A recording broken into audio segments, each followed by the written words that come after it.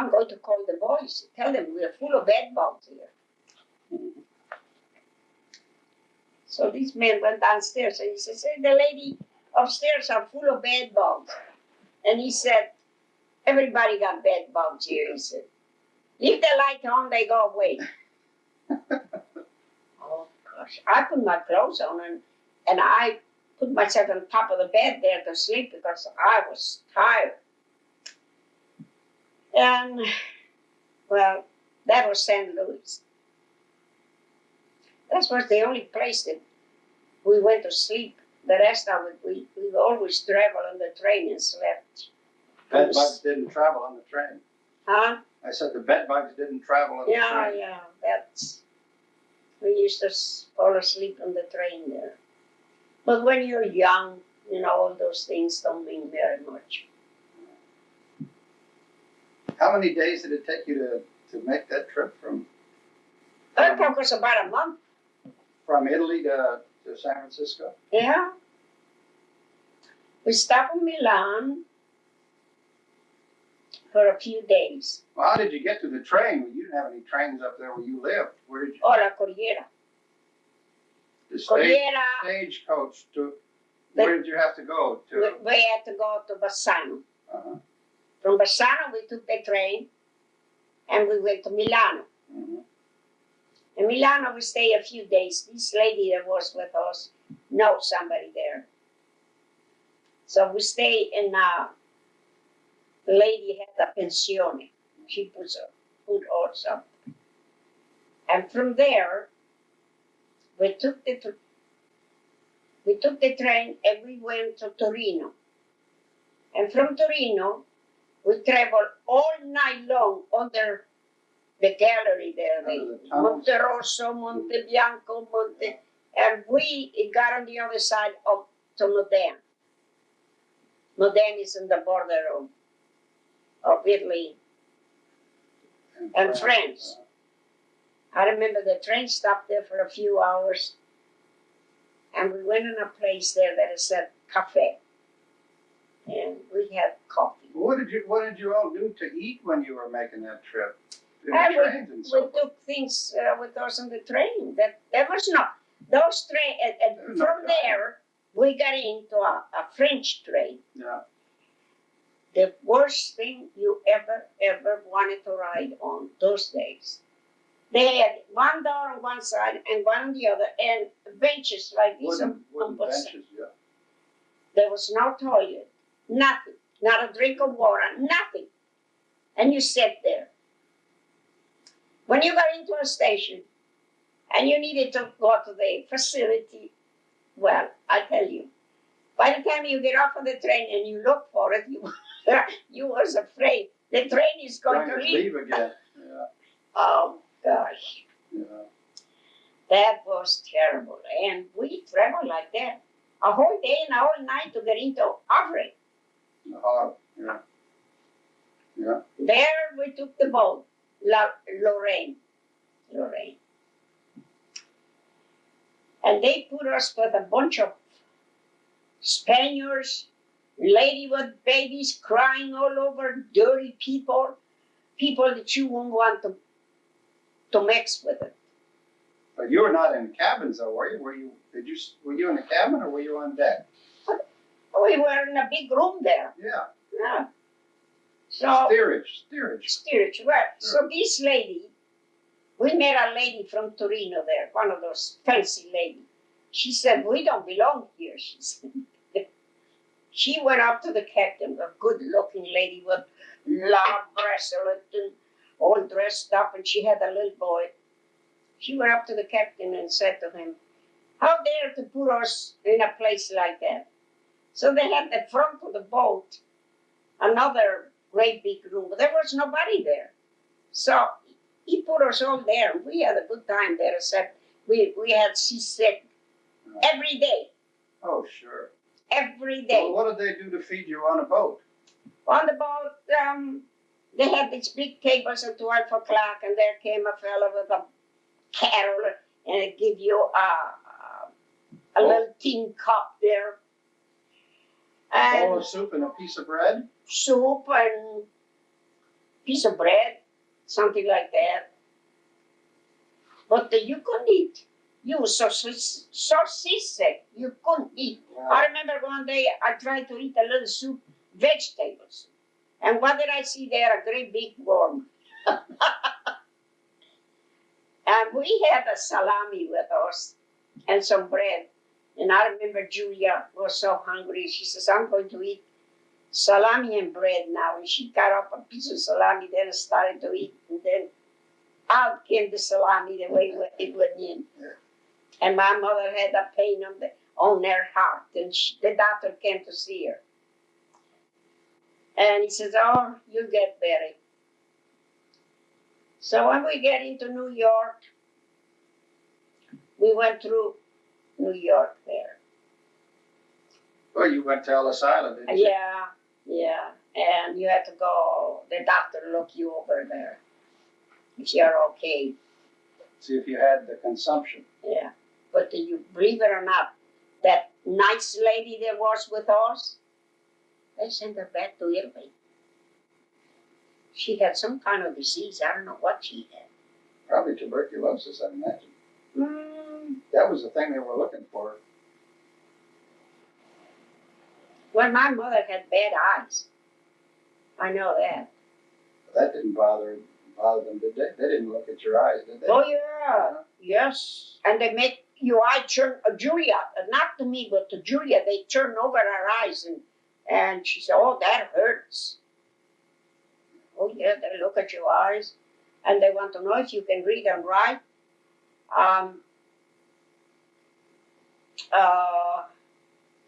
Well, they were particular those days. But if you came from northern part of Italy, you was welcome in this country. The only people that they didn't like to have was the people from south. They only had a very small quota of those people. But people from north, especially if you had relatives here that send you the papers, they let you come in easy. Well, who was with you besides Julia? Johnny? Was Johnny with you? No, just my mother and Julia. So Johnny was in Italy. He was a soldier there. Yeah. And Louis was already over here. Louis was here, and so was Ben. See, Ben was here since 1905. How did he get over? My mother had a sister, Ruth. I don't know if you remember. Vijay's mother. Never knew it. And father. They were here on Fresno, see? And he got here through them. That's why he got the malaria fever in Fresno. Huh.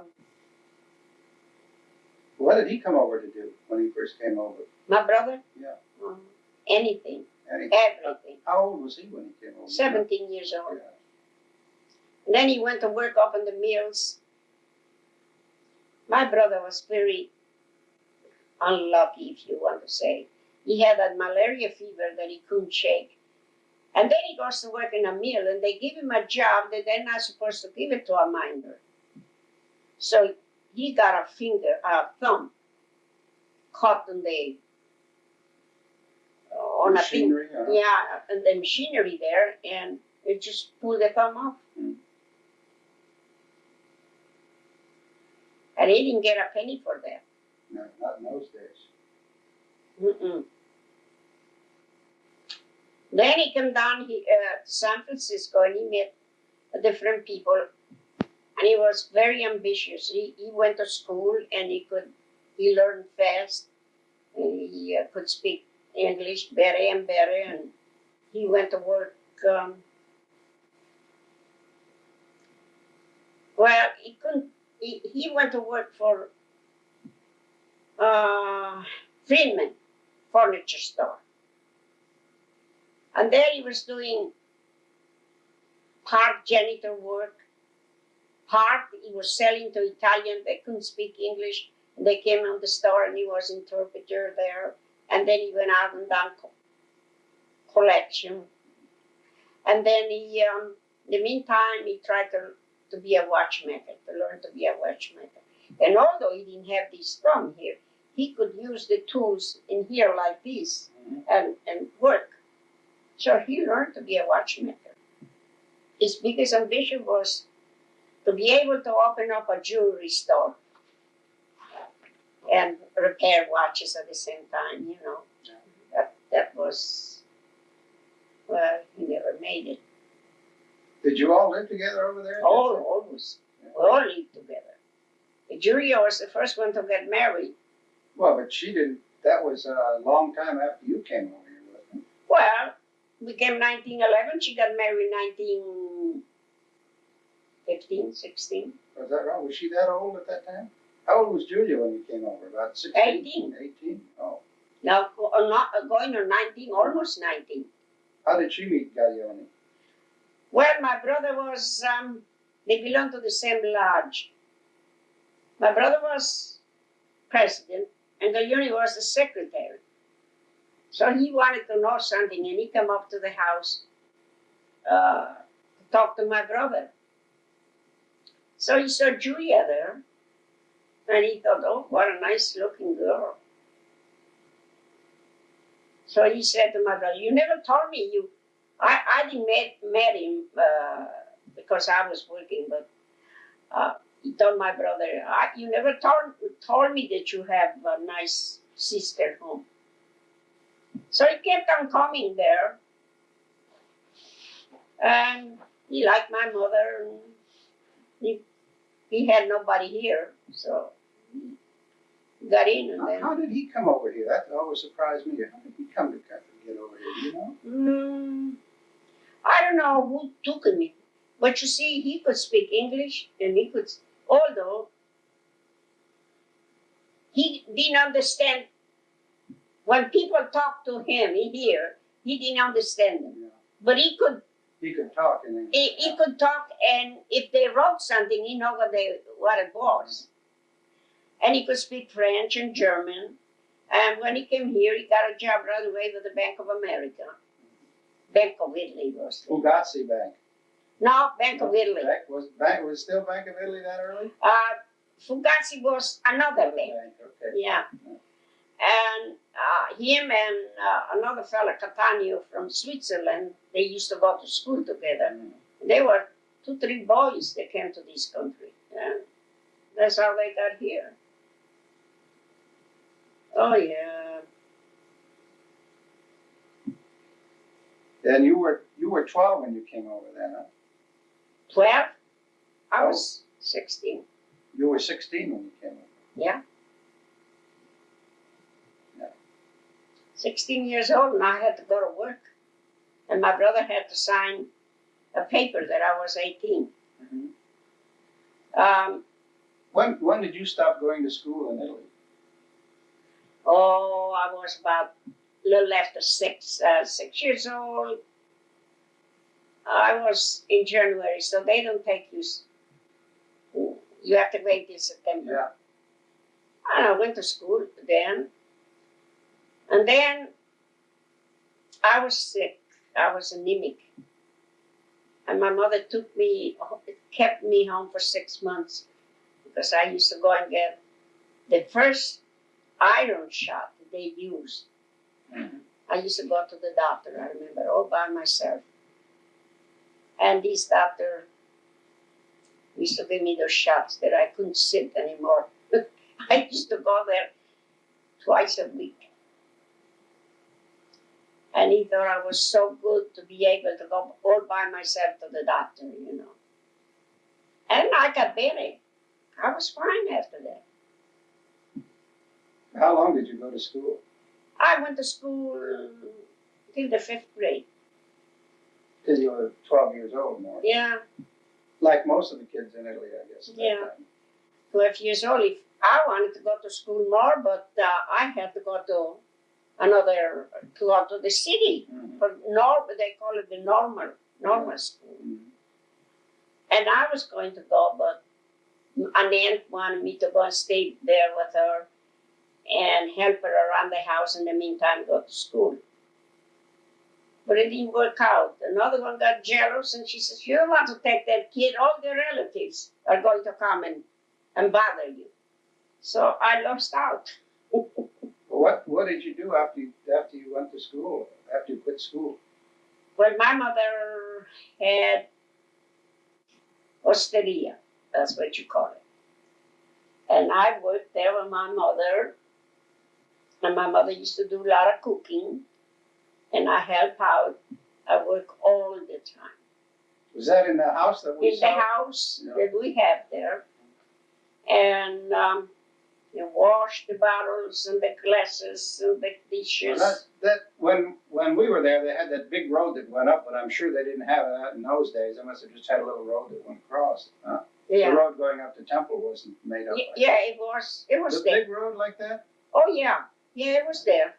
And so we made pretty good. In summertime, we leased out part of the house to people from Venice. They used to come for a couple of months, and we used to help around there. And we made quite a bit of money because my mother, poor thing, she didn't go out to work or like sewing, or she went to Switzerland for a couple of years. We didn't have any. Whatever came in, it wasn't enough for us to live on. Yeah. And I remember my mother I saw her cry a lot of time. Where the time to pay the taxes, like you do here, there you call them prediali. She didn't have the money. So she had to go and borrow until the rent would come in. And I tell you, it was a struggle. But after when we opened up that little osteria there, we made pretty good. We made a living anyway. And my mother never wanted us to go out and be servant to anybody or do anything. She wanted us to stay home.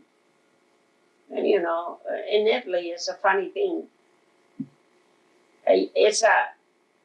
Over here, you can do anything. But in Italy, if you're a servant, you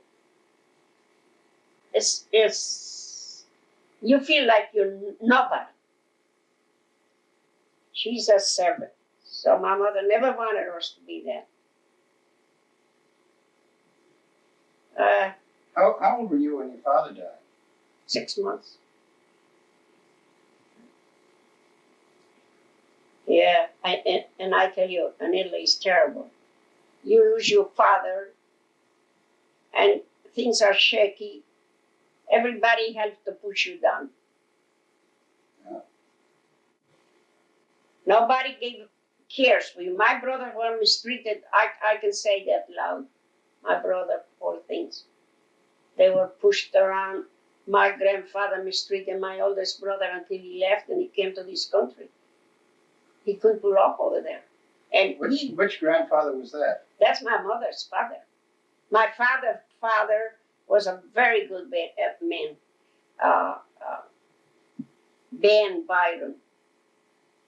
He was the judge of the town. He was the man that everybody wanted to know something, or somebody needed an advice. They all came to my grandfather. He was so well liked, and he was smart. Like But he died when he was 60 years old. Yeah. Well, he died when you were still over there. Oh, he died. I don't remember. He died before I was born. Then what was your grandmother's name on that side? Oh, Justina. But her family name? Justina Junior. And on the other side was? Barato. And, On my mother's side. Yeah, Barato. And what was the other family name? Of Your mother's mother. Chimolato. They were also. That's the first time I heard that name, Chimolato. They were also a very well-known family up on Feltre. Mm-hmm. They own a lot of land, and they own very wealthy people. Mm-hmm. But I didn't know my grandmother. She died when she was 59 years old from her stroke. Mm-hmm. My brother Ben was born because my mother said that he was just a few months old when her mother died. How many brothers and sisters did your mother have? I think she had 6 sisters and 4 brothers. 10 in the family. You know, my grandfather was wealthy, but you start to divide the 10 children. Yeah. Although he didn't give anything to the girls, he kept everything for the boys. But just the same, of one part you make 4, and then you have to give something to the girls. Then you have to give them a diary. Yeah. So, but I used to go to my grandfather. He didn't like any of the other kids, but he liked me.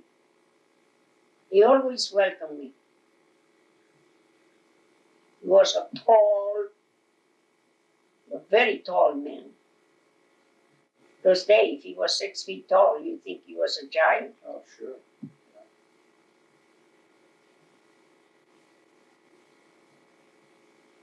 Well, tell me again what you did when you came to San Francisco. Well, after when we arrived here was around the 4th of July. So we got into San Francisco. We got into the ferry building, and nobody there was waiting for us.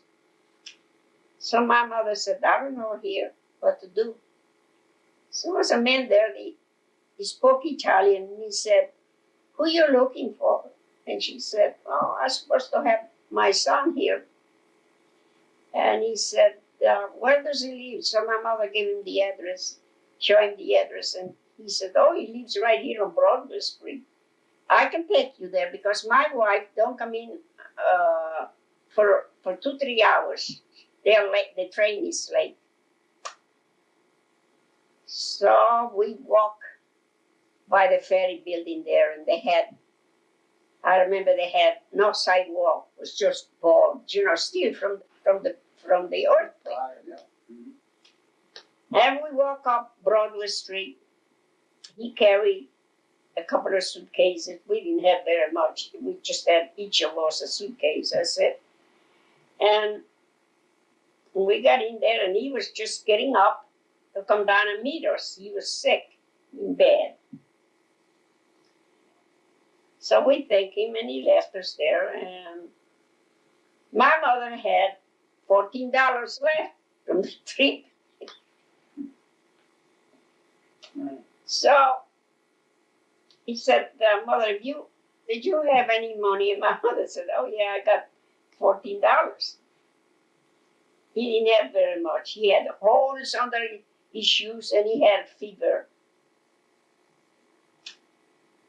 So we went there in Broadway Street, and he rented a room for us.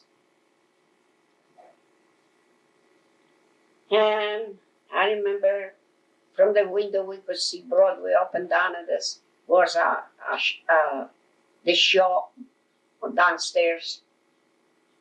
And I think we paid $1 for the night. Those days, So then he went in the morning. He went out and he brought us a bag of donuts. And he brought us some kind of a collar to put around her neck here. And he bought a hat for my mother. You would have died laughing. That hat, it was like an umbrella. It went around like this. Oh gosh, I remember my mother with that hat. Long needles like the pink, So he said, we have to go downstairs and eat breakfast. 25 cents. They give you a steak and coffee and bread and so on and so forth. Well, my God, who could eat that steak? It was like a shoe leather. You couldn't eat that thing there. It was so hard. And he said, I have to see what we're going to do here. So there was a family that he knew. And he went up and he said, oh, I got my mother and my sisters here. And I have to find a place to live. And this lady said, and stay here with us until you find a place. So she had a room there, and we stayed there. And my poor mother had one of those little coal stove, little ones like that. And believe it or not, she could cook dinner in that stove there, in the room there. And she said to me, now she said, you look like you're a good worker.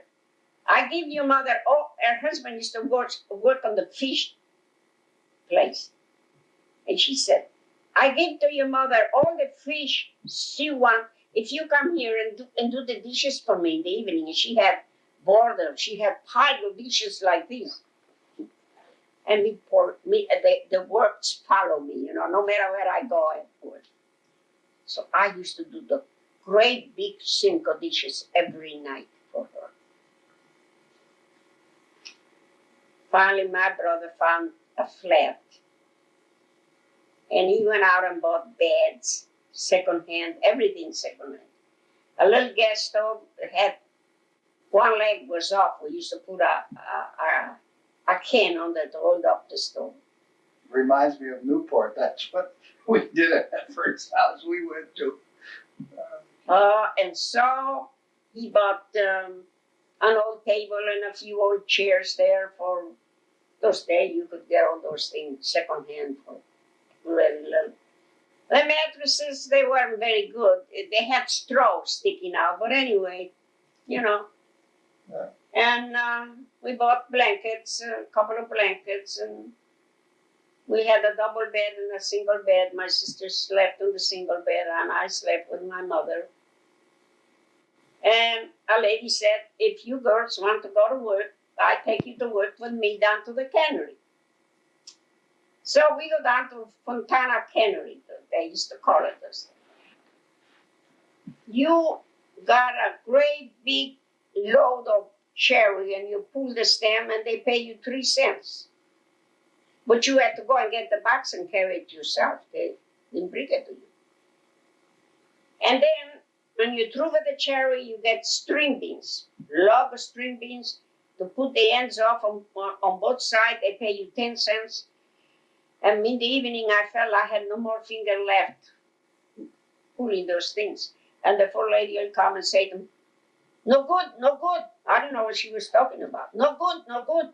And she said, I was taking off too much. We worked there a whole week and we made $3, something like that. And the man that was giving out the check, we went and got our check. He said, where you girl come from? And in Italian. He said, well, we come, what part of it? We told him, we're Venetians.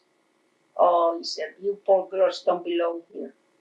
Next week when you come to work, don't come there. You come over here and I get you a job in the back where you don't have to work on the cannery. You have to clean jars or something like that. But then my sister looked on the Italian paper and she saw that they wanted a pens finisher. And she went and down and to this fella, Mr. Dal Vecchio, and he took her, he gave her a job. And I went to work where they were making jelly. They gave me a job to clean the glasses, $5 a week. Well, my mother had $10 coming in. We could eat with $10, very good, Sure. And you bought a chicken was 25 cents, and you bought a pound of butter, 10 cents, and you bought a loaf of bread, 5 cents, a quart of milk, 5 cents. And vegetable you could get, and you went to the butcher, he gave you half of the meat for nothing. Yeah. Soup hole, he give you a piece of soup. Liver for nothing. Oh yeah, and brains for nothing. Yeah. So my brother started to get a little better, and he started to work, and we bought a few things. We bought a table for our dining room, and we kept on improving ourselves little by little. And my brother Louis came down and went to work and a candy factory. They were paying him $1 a day to work in the candy factory. Then he went to work for Simon's Bed Company. And he worked there for 40 years. Or at least, yeah, he was always there that I remember. Yeah, and he made good there. He got to be foreman and everything. And then we were all fixed up. We had the dining room set, and we bought our own stove, a nice stove, and we bought nice beds, but we'd be comfortable. And my brother bought himself a watchmaker bench with all the tools. That was worth a lot of money. And well, then my brother Johnny came from Italy. We had to send him the money to come here. And we borrowed money on the property in Italy to come to this country. And by that time we had everything paid off. I went to work for Levi Strauss, and I made good money. I made $12 a week, $2 a day. That was a lot of money. Oh, yeah, sure. And my sister made about $10 a week. And my brother Ben was doing pretty good. He was working for a jewelry store on Mission Street, and he was getting $18 a week. So we were doing pretty good. Until my brother died. He died about 1914. And that was a tragedy. My mother was so heartbroken. It's terrible. But it's one of those things.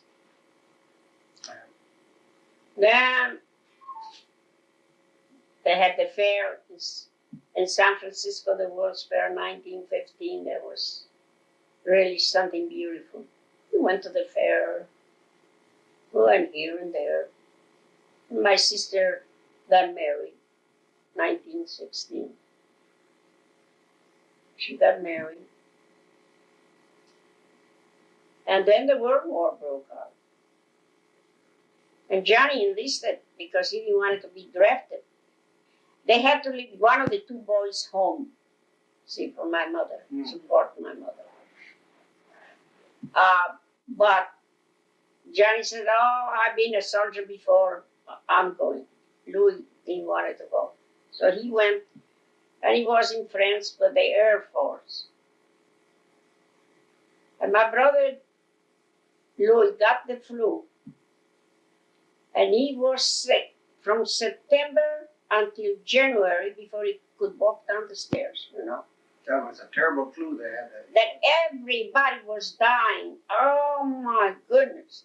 And I could see the drugstore from the window of the place we lived. People lined up to go and buy medication. Or the doctor used to order whiskey for those people with the flu. Mm-hmm. So my brother was so sick, and the doctor came and he shook his head and he said, "I don't know. I don't think he's going to be here by tomorrow." He told me, "You'll see about 1 o'clock in the morning, a big change on him. You'll see that there'll be a crisis at that time." And my mother and I, we put mustard plaster on his chest and on his back. And that was through about 1 o'clock. His eyes were glassy and he was perspiring, cold, you know, just like when somebody dies. Yeah. And he started to cough. And believe it or not, when the doctor came in the morning, he said, "What did you do to him?" His fever went down. He's much better. Now we got a chance, he said. I told him what we did. Mm-hmm. That's wonderful. But then he got flea bites on one leg. The first day he tried to get up. And his heart was very bad. He couldn't move from bed and he couldn't do anything. Couldn't get out of bed until January. Terrible. And nobody else got the flu, huh? Just him. Just him. And I was up all night long with him. Yeah. I was up until 1 o'clock and then I had to go to bed because I tell you, I was the only one that brought home the bacon. Those days, you didn't have sick benefit or nothing. Had to work. Nothing. Didn't eat. Yeah. So I had to go to work. And God bless my brother-in-law. He paid for all my brother's medicine and the doctor bill. Kalyuri. Kalyuri was a good man. Good hearted, yeah. Was he married to? Oh, Julia, sure. Yeah. Sure. Yeah. Yeah, I remember me walking down the stairway, going downstairs or going to work in the morning. And the people that used to live in that building, when they used to see me coming, they used to walk the other way, you know. Well, it was really something. Yeah.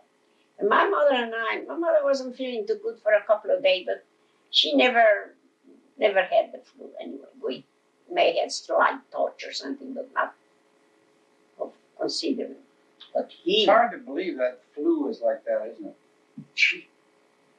I tell you, you won't believe, Henry, if you used to see ambulances and mortuary wagon going by constantly. I don't know how many people died.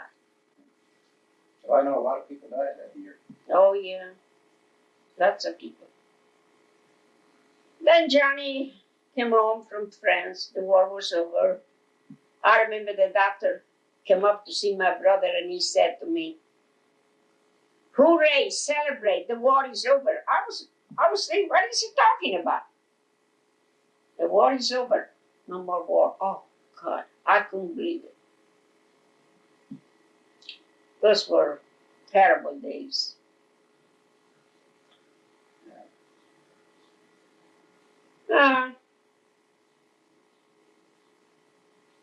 After that, I got married. But where did you meet my father? I met him in Oakland. I met him a year before, but I never paid attention to him, you know. And then one day, we went to Oakland to see these people. And there was somebody that I had another fella that I kind of liked very much. And he was waiting to propose to me to the war. But when the war was over, he wanted to tie himself down during the war. And I bet I know who that was, too. I had a lot of fellas. Dante Gruppo. Then I met your father down to these people again. No, he wasn't there, but somebody was there. Somebody that lived with them. They were having there were a bunch of boys living together. Pretty soon, I see your father coming up with a bicycle, perspiring, running. Well, he said to me, "Can I take you home?" Oh, I said, "I'm going home with my mother."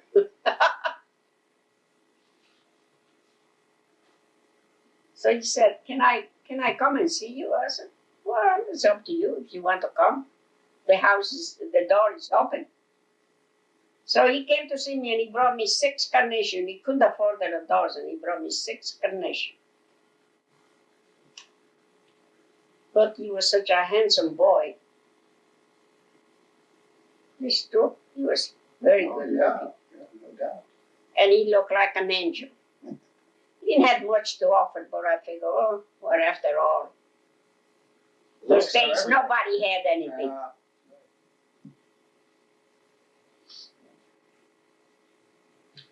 So my mother liked him very much. They surely didn't like each other after.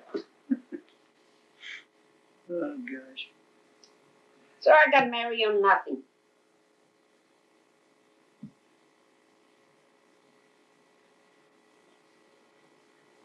Why did you ever go over to Oakland instead of staying in San Francisco? Well, your father worked in Oakland, Henry. And for him, he had to get up at 5 o'clock in the morning to catch the streetcar, the boat, the train, to go to work. Well, he wasn't working at the Southern Pacific then, was he? Sure. Oh, he was? Was he a boilermaker when you got married? Yeah. Oh, I didn't know that.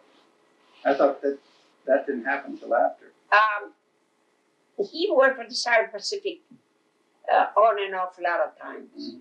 See, during the war, he didn't work for the Southern Pacific because he was afraid to be drafted. So he went to work on the shipyard.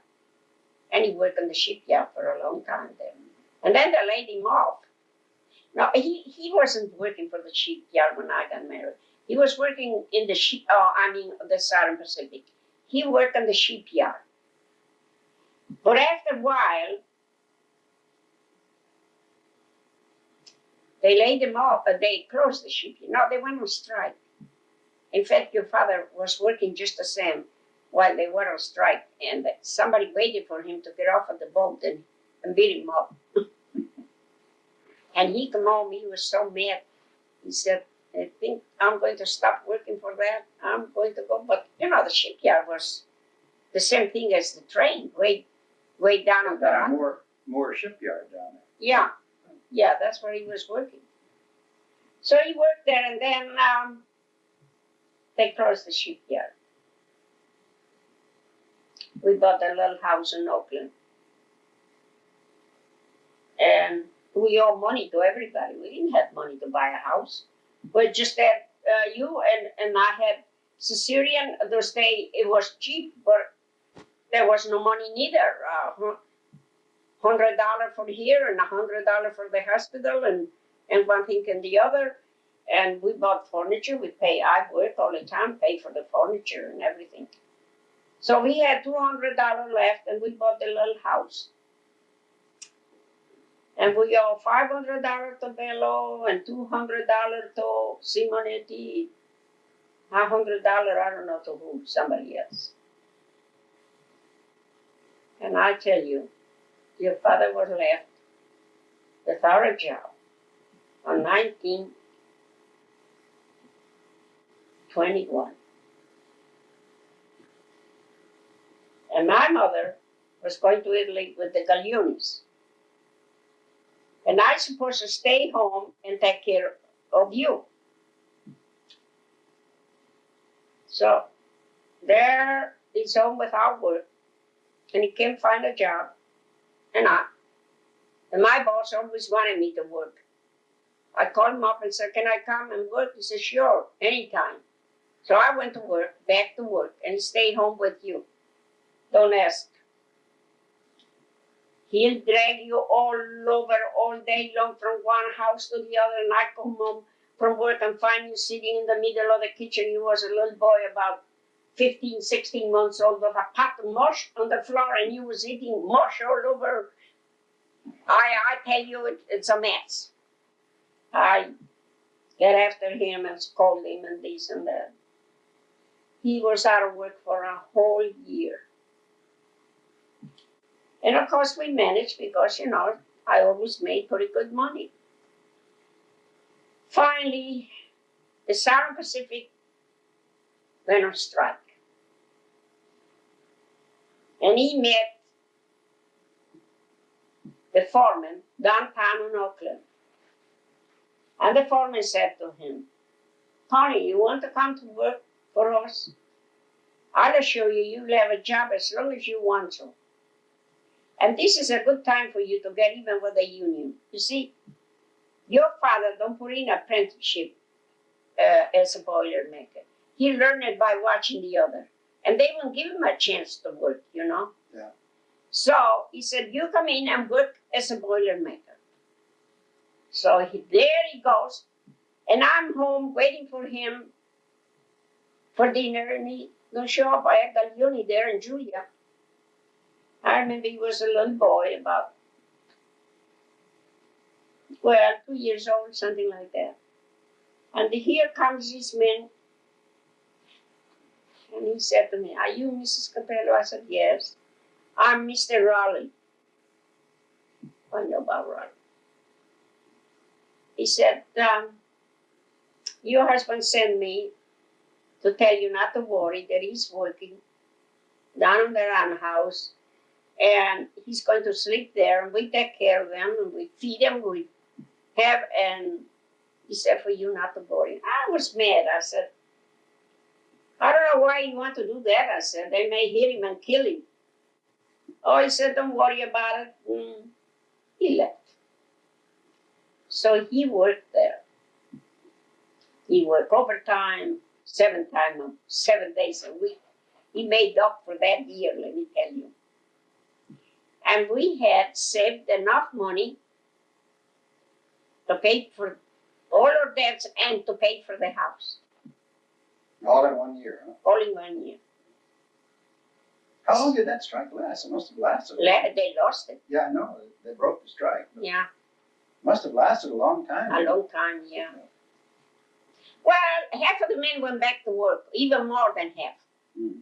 Then your father was president of the union. It's a farce. They had their own union after that. Yeah. And so we paid for the house. And to me, it was something to have my own house all paid off. Then I didn't have to run to the bank every month and pay $25 on the mortgage. You know, that's how the bank gave us $2,000 mortgage on the house. And we started to fix up the house, paint it, and clean up, and we bought a little furniture. We bought a living room set, and yeah. They even bought a lancha, that I recall. Huh? I said you even bought a lancha. Oh, that was after. You remember? How old was you then? 4 years old? About 4. Yeah, he went to San Francisco and he went and bought that lancha there for $125. And he didn't know how to drive it. How he ever got home with it? And he put it in a garage down the block there, somewhere down there near where they put up the gorillas put the garage up. I remember it was down there somewhere. I remember when he backed it out, I guess he stripped the gears that time when I went down there with him. Oh, gosh. I remember when he made the garage down under the house. Oh, I remember that. I remember pouring the cement, but that was not the lancha. That was when he. Oh no, the lancha. That was when he had. The. Did we have the Dodge then? No. Yeah, the Dodge. After the It was lancha. after the Dodge that he did that. Maybe not. No. Remember. No, with the Dodge. And I remember the big tank we used to crush the grapes. Oh yeah. Did you remember when you fall in on the little? No, I wouldn't remember. Gosh, I thought you was gone. You remember when you went out with him and he took you home drunk? It's a possibility. I don't remember. You couldn't remember. You must have been about 3 years, the most 3 years, from 2 to 3 years. You went out with him. I don't know, he was playing card there and let you loose there. Who does know? And I guess you was thirsty and you drank. And he took you home. Mama, I'm drunk, and he was going around like this. Oh my God, you got so sick, you vomited. You never, not even went close to wine anymore. For years and years. I don't think I remember seeing you drinking a glass of wine. Maybe that's why it took so long to get started again. Gee whiz. How sick you was, and I didn't know what to do. It was like him going to San Francisco during the Prohibition and get drunk on that moonshine, and then he come on. You remember him coming home, staggering around the street there? And he come home and, he was so sick. One time, I tell you, I had that bedroom there a mess. I was afraid he may get blind from all that stuff there. But you remember